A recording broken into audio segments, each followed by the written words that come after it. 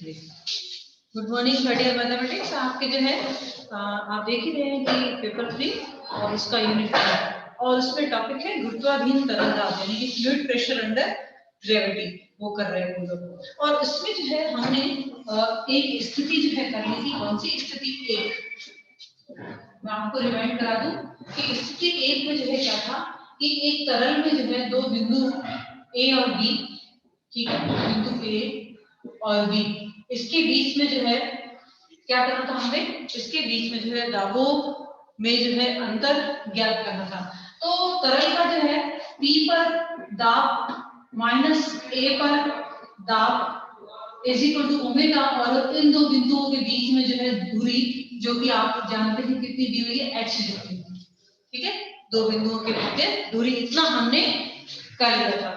अब जो है ये तो हमने कब किया कि जब A और B जो है एक ही ऊर्ध्वाधर रेखा पर जो है स्थित हो, ठीक है, एक ही ऊर्ध्वाधर रेखा पर स्थित हो। अब जो है हम लोग ये कहें कि A और B को मिलाने वाली रेखा जो है ऊर्ध्वाधर न हो, ठीक है, यानी कि वो वर्टिकल न हो, तब जो है B पर दाब और A पर दाब जो है वो क्या होगा, ठीक है। सबसे पहले मैं स्थिति 2 लिखती हूँ, फिर डायग्राम बनाते हैं और उसके बाद उसके बारे में लिखते हैं। चलिए स्थिति 2, जब A और B, जब A और B को मिलाने वाली रेखा ऊर्ध्वाधर न, एक जो है पात्र में ये तरल जो है भरा हुआ है, एक बिंदु A यहाँ पे है और दूसरा B बिंदु जो है वो यहाँ पे, ठीक है। A बिंदु यहाँ पे है और ये B बिंदु जो है वो यहाँ पे। देखिए ऊर्ध्वाधर नहीं है, इन दोनों को मिलाने वाली रेखा जो है कैसी है, इस तरह से जो है त्रियक जैसी बनती है। अब क्या करेंगे, A से जो है ठीक जो है नीचे यहाँ पर B के क्षैतिज पर, B की क्षैतिज लाइन पर, उसी पर हम बिंदु C ले लेते हैं,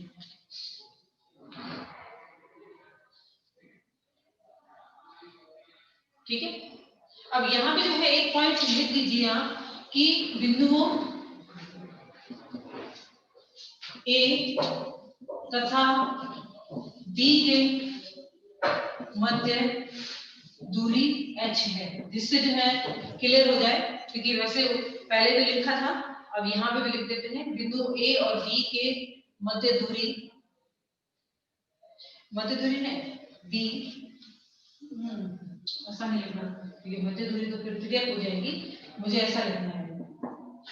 बिंदु B, बिंदु B ऐसा लिखेंगे आप, बिंदु B A के नीचे h गहराई पर स्थित है। h गहराई पर स्थित यानी कि यहाँ से ये A से h गहराई पर जो है स्थित है, ठीक है। ऐसे लेना, अगर मैं दूरी लेती तो इसकी तिरक वाली दूरी आ जाती है h जितने, ठीक है। क्या है कि A से के नीचे h गहराई पर स्थित है।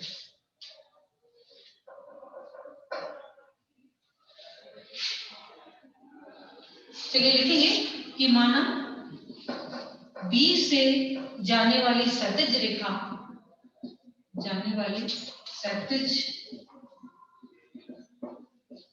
रेखा A से जाने वाली ऊर्ध्वाधर रेखा को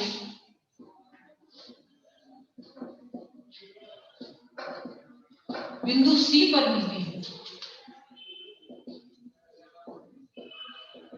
बिंदु C पर मिलती है। बिंदु C जो है क्या है, बिंदु C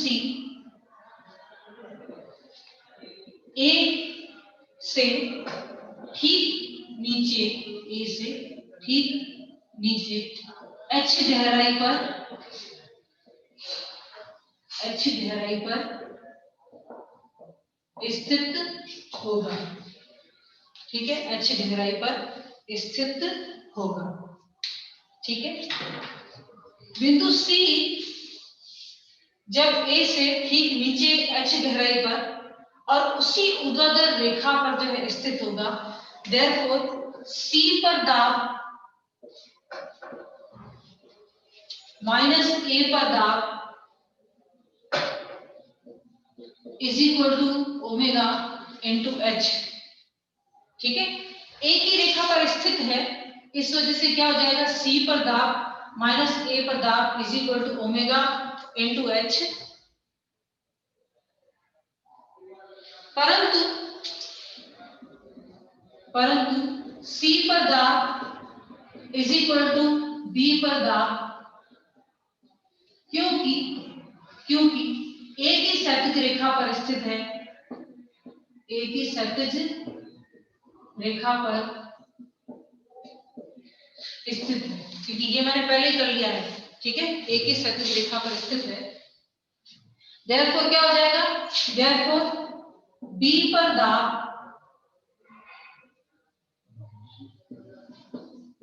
माइनस A पर दाब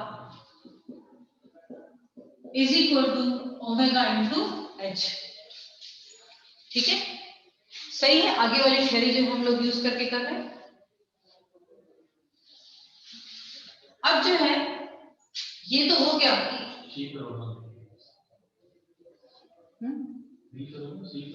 नहीं, C पर दाब इज इक्वल टू B पर दाब है, तो हमें A और B के बीच में ज्ञात करना है। देखिए A यहाँ पे है, उसके ठीक नीचे h गहराई पर जो है यहाँ पे बिंदु B स्थित है। ठीक है, तब जो है दोनों में दाब क्या होगा, तो भी वही है, सेम ओमेगा इंटू जितनी उनके बीच में जो है h दूरी दी हुई है वही, यानी h गहराई के नीचे जो है B बिंदु है उतनी ही। ठीक है, अब स्थिति 3। ठीक है, अब जब एक ही क्षैतिज रेखा पर स्थित न हो, ठीक है, यहां फिर कहेंगे कि जो A और B को मिलाने वाली जो रेखा है वो पूर्णतया जो है तरल में स्थित न हो। ठीक है,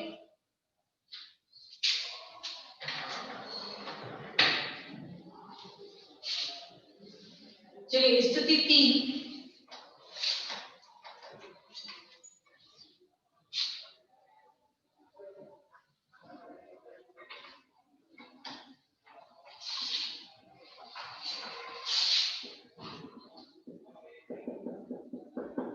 स्थिति 3, जब A और B को मिलाने वाली रेखा, जब A और B को मिलाने वाली रेखा न ही ऊर्ध्वाधर हो और न ही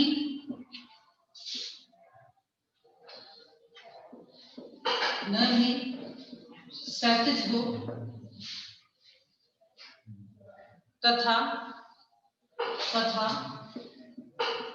पूर्णतया तरल में स्थित न हो। अब जो है हम लोग क्या करेंगे, एक ऐसा पात्र लेंगे जिसमें यहां पर देखिए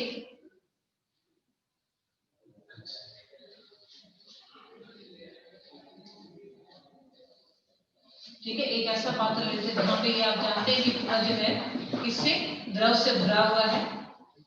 ठीक है, यहाँ पे बिंदु A है और उसके जो है h गहराई पर, सीधा इधर h गहराई पर बिंदु B है। ठीक है, एक बिंदु A है और उससे जो है h गहराई पर बिंदु B है। अब जो है क्या करेंगे कि A से गुजरने वाले क्षैतिज रेखा पर एक बिंदु C लेंगे और उसी C की जो है C से जो है क्षैतिज रेखा पर जो है बिंदु हम लोग D लेंगे, सॉरी ऊर्ध्वाधर रेखा पर, A से ऊर्ध्वाधर रेखा पर जो बिंदु C लेंगे और C से जो है क्षैतिज रेखा पर बिंदु D लेंगे और ये D ऐसा लेंगे कि B और D जो है एक ही ऊर्ध्वाधर रेखा पर आ जाए। ठीक है, ये दोनों जो है एक ही रेखा पर आ जाए, बी और डी। ठीक है,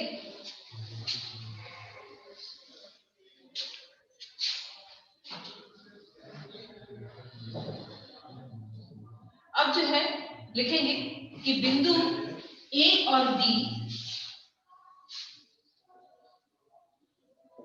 बिंदु ए और बी एक ही क्षैतिज रेखा पर स्थित, एक ही क्षैतिज रेखा पर स्थित बिंदुओं सी व डी, सी व डी से, सी व डी से रेखाखंडों AC, CD, DB से जुड़े हुए हैं, DB से जुड़े हुए हैं, जो पूर्णतया तरल में,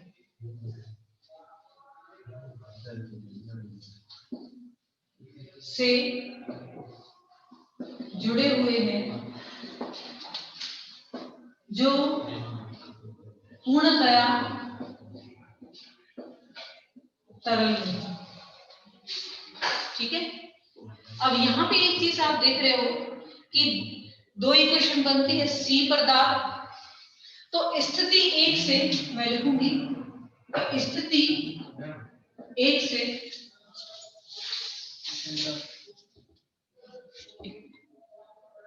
ठीक है, स्थिति एक से हम लोग ये कह सकते हैं कि यहाँ पर कौन सा सी पर दाब माइनस ए पर दाब, सी पर दाब माइनस ए पर दाब इज इक्वल टू ओमेगा, और क्या हो जाएगा यहाँ पे सी ए लिख सकती हूँ मैं, और ये होगा डी पर दाब माइनस बी पर दाब, ये हो जाएगा ओमेगा और डी बी। ठीक है, ओमेगा डी बी, परंतु सी पर दाब इज इक्वल टू क्या है, डी पर दाब। ठीक है, सी पर दाब इज इक्वल टू क्या है, डी पर दाब। तो इसको जो है हम लोग चेंज कर सकते हैं, देयरफॉर सी पर दाब माइनस बी पर दाब इज इक्वल टू क्या हो जाएगा, ओमेगा डी बी। तो क्या हो जाएगा यहाँ पे, अगर हम लोग माइनस कर देते तो क्या हो जाएगा, हाँ माइनस करना पड़ेगा ना, तो बी पर दाब माइनस बी पर दाब माइनस ए पर दाब, और ये हो जाएगा ओमेगा, और ये सी ए माइनस डी बी है, सी माइनस डी बी क्या हो जाएगा, ओमेगा एच।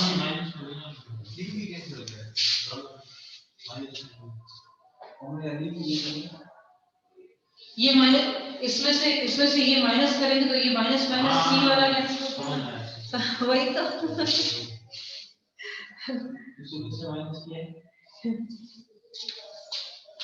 इसमें से इस इक्वेशन को माइनस किया है, ये वाली इक्वेशन आते हैं सी बटा माइनस डी बटा, इससे ऊपर जो लिखा होगा वहां से ऊपर तो सी बटा। चलो मैं इक्वेशन नाम लिख दूं, ओमेगा डी कैसे करना है, ये इक्वेशन 1 और ये इक्वेशन को मैं नाम दे देती हूं 2, तो 1 माइनस 2 बटा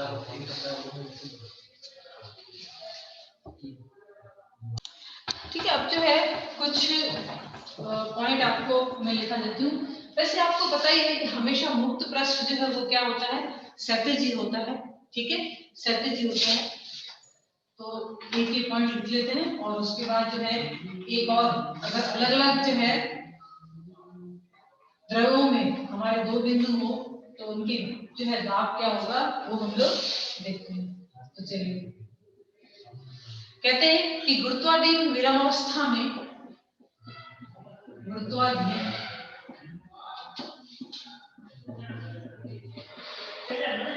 विरामावस्था में किसी भी समांगी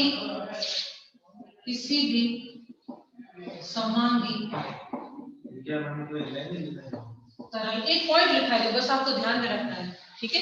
वैसे आपको पता ही है, मुझे मालूम है, किसी भी समांगी तरल का मुक्त पृष्ठ क्षैतिज होता है।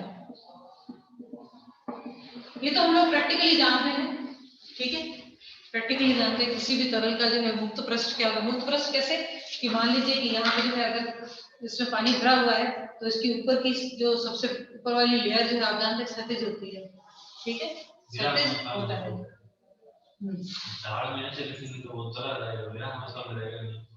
विरामावस्था में रहेगा नहीं, लेकिन विरामावस्था में अगर कोई भी है तो वो क्षैतिज ही रहता है। अब देख लो, इस तरह से ऐसे भी कर लो तो भी तरल जो है वो ऐसे रहेगा, है ना। और नेक्स्ट और एक पॉइंट है, वो हम लोग जो है पूरा थ्योरी जो है प्रूव नहीं करते हैं क्योंकि इतना कभी पूछा नहीं गया है, ठीक है। कहते हैं कि दो भिन्न परस्पर न मिलने वाले तरलों, दो परस्पर दो भिन्न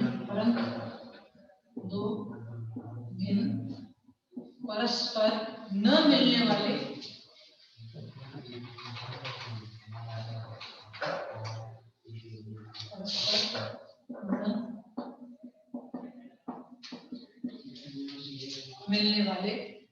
तरलों के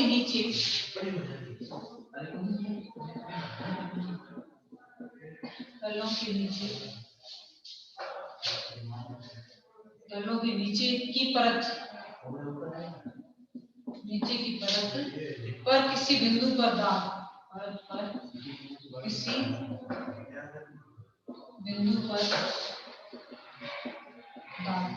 तो चलिए डायग्राम से बहुत अच्छी तरह से समझ सकते हैं, ठीक है।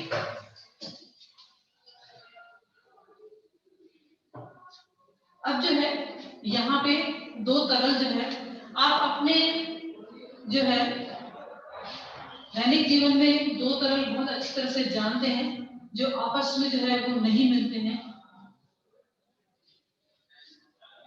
यहाँ पे जो है नीचे एक बिंदु जो है मैं ए ले लेती हूँ और बिंदु ए पर मुझे ज्ञात करना है, बिंदु ए पर मुझे दाब ज्ञात करना है। अब जो है एक तरल यहाँ पर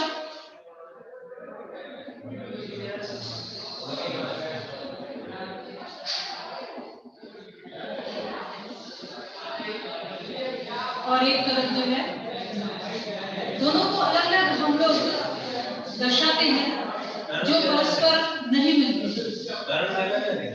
हाँ, तरल अलग अलग है।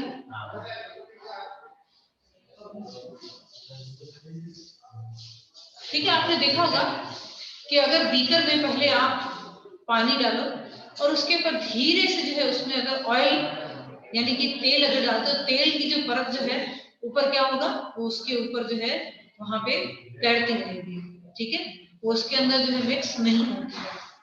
तो अगर यहाँ पे ऐसा कोई बिंदु है तो उस पर जो है दाब क्या होगा वो हमें ज्ञात करना है। तो सबसे पहले जो है ए से जो है एक ऊर्ध्वाधर रेखा खींच लेते हैं, ठीक है। उस ऊर्ध्वाधर रेखा को जो है अक्ष मानकर जिस जगह पे बिंदु ए है उस पर यहाँ पे हम लोग क्या कर लेते हैं, एक बेलन बना लेते हैं। कौन सा? तरल बेलन जो है वो बना लेते हैं।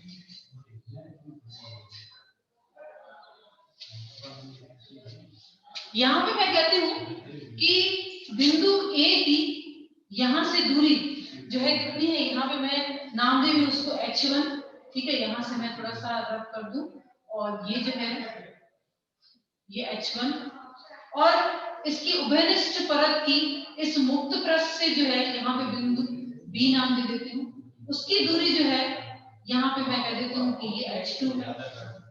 इस द्रव्य का प्रति इकाई आयतन का भार जो है ω1 है, ये मैं मान लेती हूँ, और इसका जो है ω2 है क्योंकि दोनों अलग अलग तरल हैं, तो एक का ओमेगा और दूसरे का जो है मैं यहाँ पे ω1 ले लेती हूँ। और मैं ये कहती हूँ कि इस पर जो है इस बिंदु पर दाब जो है कितना है, स्मॉल p जितना है। इस बिंदु पर दाब कितना है, स्मॉल p जितना है। तो आप देख रहे हैं कि सिरे A पर दाब कितना होगा,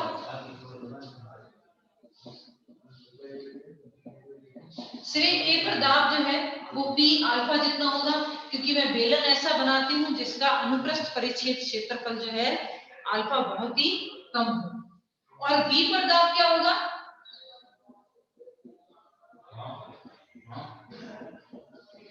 पाई अल्फा जितना, ठीक है। और इस बेलन का भार कितना होगा, बेलन का भार कितना होगा,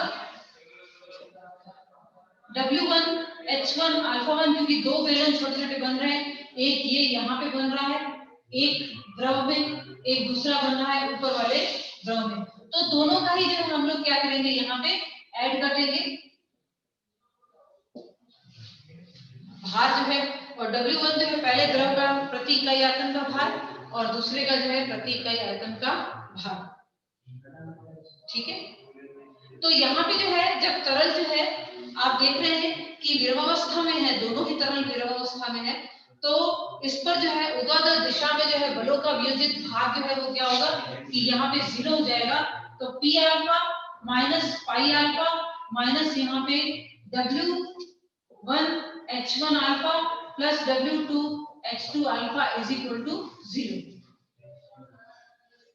तो P की वैल्यू आप देख रहे हैं क्या आ जाएगी, pi plus omega 1 H1 omega 2 H2,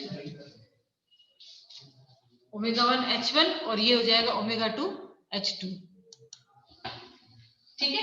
उसी प्रकार जो है इस प्रकार के अगर हम लोग n तरल ले लेते हैं, ठीक है, हो सकते हैं, आप जानते हैं कि ऐसे काफी सारे तरल हैं जो एक दूसरे में जो है वह मिक्स नहीं होते हैं। ऐसे तरल अगर बहुत सारे ले लेते हैं तो जनरली हम लोग लिख सकते हैं कि P is equal to pi omega 1 H1 omega 2 H2 and so on omega n Hn। तो याद रखिएगा अगर कभी भी दो तरल आ जाते हैं और वहां पे किसी बिंदु पर दाब ज्ञात करना हो तो हम लोग क्या करते हैं, यहाँ पे उनकी जो है दूरी, कहां से, मुक्त पृष्ठ से जो है उन बिंदुओं की दूरी जो है, और सबसे पहले नीचे वाला जो बिंदु होगा उसकी जो है उभयनिष्ठ परत से जो है कितनी गहराई है वो देखेंगे, और बाकी ये देखेंगे कि तरल जो है कितने गहरे हैं, ठीक है, तरलों की जो है मोटाई कितनी है। अगर 3 होते हैं तो 1 2 3, तो कितनी मोटाई है वो हम लोग नापेंगे और इस तरह से जो है उसके इकाई आयतन के भार से मल्टीप्लाई करके जो है इस तरह से ऐड करेंगे, तो ये हमको भार जो है सब तरल दाब जो है वो मिल जाएगा, ठीक है। ध्यान रखिएगा यहाँ पर बहुत ही शॉर्ट में जो है मैं आपको बता रही हूँ, यहाँ पे हम लोग बिल्कुल बैठा जो पहले थ्योरी जो प्रूव की थी उस प्रकार से जो है प्रूव भी कर सकते हैं, और कुछ पॉइंट मैंने लिख भी दिए हैं। आप देख रहे हैं कि यहाँ पे जो है वक्र पृष्ठ पर भी जो है आप देखोगे जो है दाब लग रहा है, तो वो हम लोग लिख देंगे। फिर वियोजित भागों का योग जो है 0 होगा, वो मैंने यहाँ पे लिख दिया है, फिर उसको हल भी कर दिया है, ठीक है, इतना सब कुछ कर दिया है। बाकी की लैंग्वेज जो है पहले दिन जैसे थ्योरी में लिखी थी वैसी की वैसी लिखनी है। अब जो है नेक्स्ट आपके आ जाती है थ्योरी दो तरलों का पृष्ठकारी पृष्ठ, ठीक है, दो तरलों का पृष्ठकारी पृष्ठ। तो चलिए करते हैं। अब यहाँ पे ये सिद्ध करना है कि दो,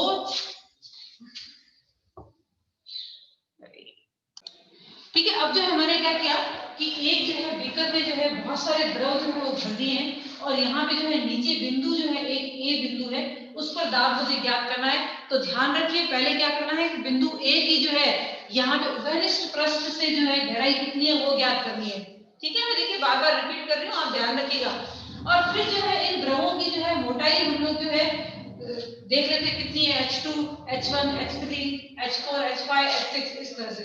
तो ऐसे जो है मैंने n द्रव जो है यहाँ पे डाल दिए हैं। तो अगर P बिंदु पर अगर मुझे दाब ज्ञात करना हो तो क्या होगा, सबसे पहले जो है वायुमंडलीय दाब पाई, फिर जो है पहला ओमेगा 1 H1, कौन सा, ये पहला, जिसका जो है प्रति इकाई आयतन का भार कितना है ओमेगा 1, इसका कितना है ओमेगा 2, इसका कितना है ओमेगा 3, फिर ओमेगा 4 ओमेगा 5 और ओमेगा 6।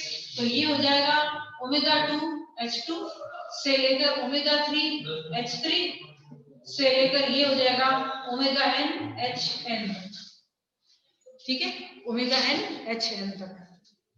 तो यहाँ पे जो है क्या करेंगे हम लोग कि जितने भी द्रव लेते हैं ध्यान रखिए नीचे बिंदु की जो है उभयनिष्ठ पृष्ठ से गहराई कितनी है वो ध्यान में रखनी है। देखिए मैं बार बार बोल रही हूँ, इसका मतलब आप जानते हैं कि आगे जो है ये काम आने वाला है।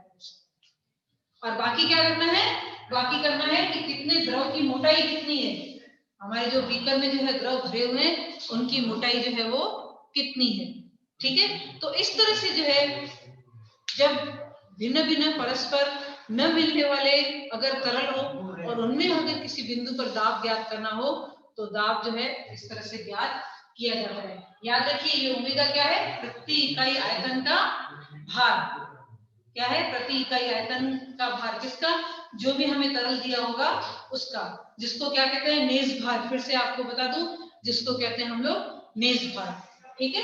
तो यहाँ पे जो है ये हमने कर लिया। और बाकी जो है दो तरलों का पृथक्कारी पृष्ठ, ठीक है।